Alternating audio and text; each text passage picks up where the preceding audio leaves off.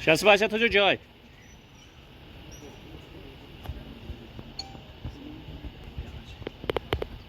Sir थोड़ा side में इतना हो गया साहब।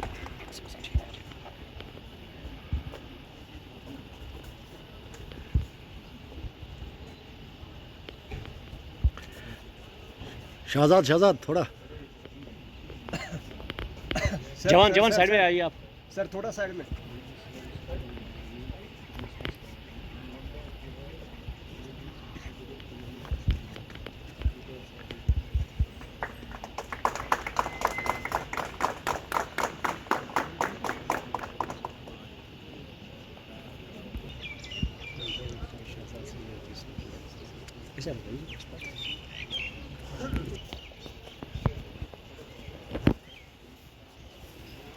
सर थोड़ा side sir please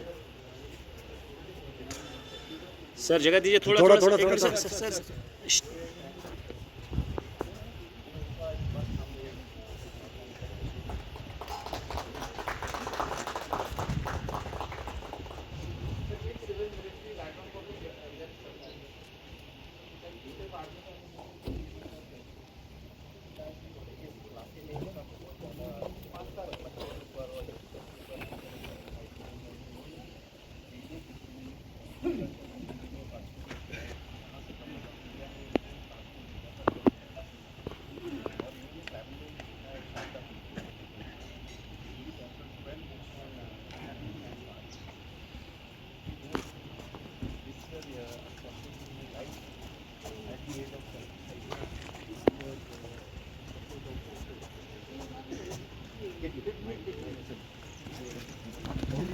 GOC 19 infantry division Baramulla, IG Kashmir, DIG north Kashmir, Indian army के सभी वरिष्ठ अधिकारी, DC बारामूला, SSP बारामूला, बारामूला के सम्मानित नागरिक, देवियों, सज्जनों और मित्रों, आज डैगर हेरिटेज कॉम्प्लेक्स का उद्घाटन करके मुझे अत्यंत प्रसन्नता का अनुभव हो रहा है और केवल प्रसन्नता नहीं बल्कि गौरव की भी अनुभूति हो रही है। मेरा हर काम देश के नाम यह आदर्श वाक्य डैगर वॉर मेमोरियल में अंकित है और उसी भावना के अनुरूप डैगर डिवीजन और डैगर आर्मी परिवार ने मिलकर यह सुनिश्चित किया है कि देश को भी सुरक्षित रखना है और अपनी प्राचीन विरासत को भी संरक्षित रखना है।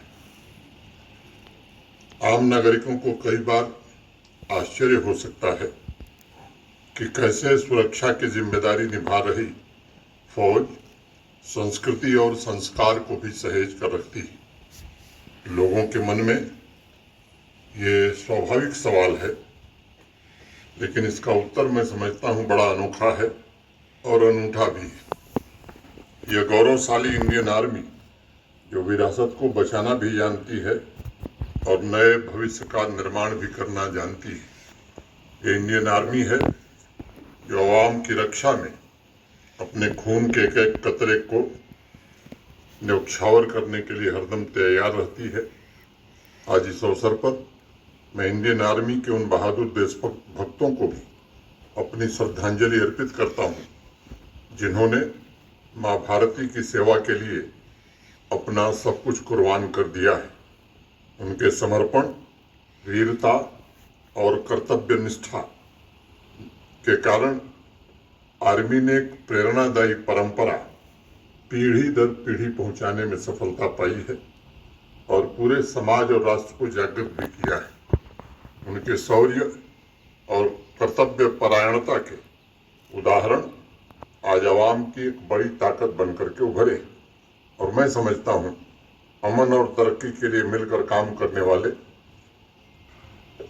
हर एक नागरिक के लिए हमारे शूरवीर सबसे बड़े आदर्श भी हैं।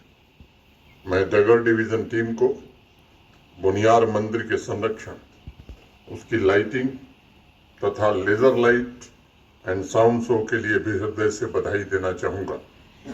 यह मंदिर जम्मू कश्मीर की अनमोल सांस्कृतिक विरासत है और हमारा जीवंत इतिहास भी। Laser light and sound show के माध्यम से टाइगर आर्मी परिवार ने जिस प्रकार आध्यात्मिक परंपरा को पुनर्जीवित किया है, वह भी समाज के सामने एक नए प्रकार का आदर्श प्रस्तुत करता है।